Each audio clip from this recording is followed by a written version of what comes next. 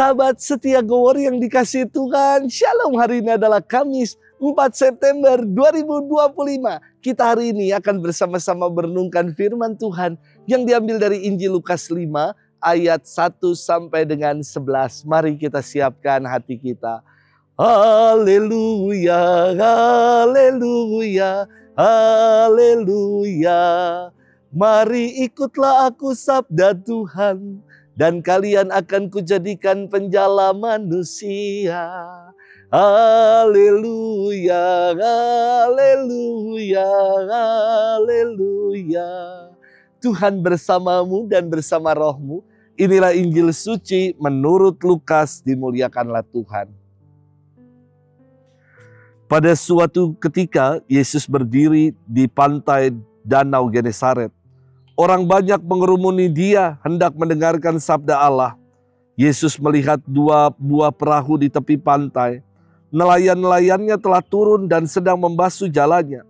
Ia naik ke salah satu perahu itu, yaitu perahu Simon, dan menyuruh dia supaya menolakkan perahu itu sedikit jauh dari pantai. Lalu Yesus duduk dan mengajar orang banyak dari atas perahu. Selesai berbicara, ia berkata kepada Simon, "Bertolaklah ke tempat yang dalam dan tebarkanlah jalamu untuk menangkap ikan." Simon menjawab, "Guru, telah sepanjang malam kami bekerja keras dan kami tidak menangkap apa-apa.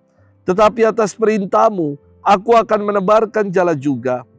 Dan setelah mereka melakukannya, mereka menangkap ikan dalam jumlah besar sehingga jala mereka mulai koyak. Lalu mereka memberi isyarat kepada teman-temannya di perahu yang lain supaya mereka datang membantu. Maka mereka itu datang lalu mengisi kedua perahu itu dengan ikan hingga hampir tenggelam. Melihat hal itu, Simon tersungkur di depan Yesus dan berkata, "Tuhan, tinggalkanlah aku karena aku ini orang berdosa." Sebab Simon dan teman-temannya takjub karena banyaknya ikan yang mereka tangkap. Demikian juga Yakobus dan Yohanes, anak-anak Zebedeus, yang menjadi teman Simon. Yesus lalu berkata kepada Simon, "Jangan takut, mulai sekarang engkau akan menjala manusia." Dan sesudah menghela perahu-perahunya ke darat, mereka lalu meninggalkan segala sesuatu dan mengikuti Yesus. Demikianlah sabda Tuhan. Terpujilah Kristus. Sahabat setia Go Warrior yang dikasihi Tuhan, Shalom. Kata taat secara etimologis diambil dari kata serapan Arab ta'ah yang berarti patuh, menurut, dan setia. Kata taat dalam bahasa Inggris disebut obedience dari kata Latin ob yang berarti ke arah atau mengarahkan, dan kata audire yang berarti mendengarkan. Maka kata obedience, taat, berarti mengarahkan diri untuk mendengarkan secara patuh atau kita kenal dengan sebutan taat. Sahabat setia Go Warrior yang dikasihi Tuhan, firman Tuhan hari ini indah sekali. Yesus mengajarkan kedalaman di tengah kedangkalan hidup. Yesus mengajarkan orang banyak dari atas perahu, dan selesai mengajar, Yesus menghampiri Simon dan berkata, "Bertolaklah ke tempat yang dalam dan tebarkanlah jalamu untuk menangkap ikan." Mungkin dalam hati Simon berkata, "You tahu apa? Kamu kan guru agama.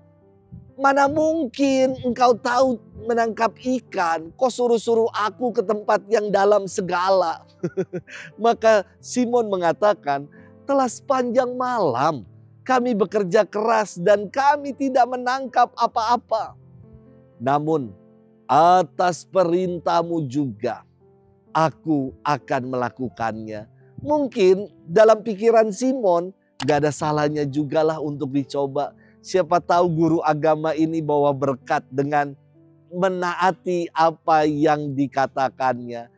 Petrus dia mengatakan, "In verbo autem tuo lasaborete." Atas perintahmu aku akan menebarkan jala juga. Dan sungguh ketaatan berbuah berkat. Ketika Simon menuruti perintah Yesus, mereka mendapati ikan-ikan yang begitu banyak. sehingga jalan mereka hampir koyak.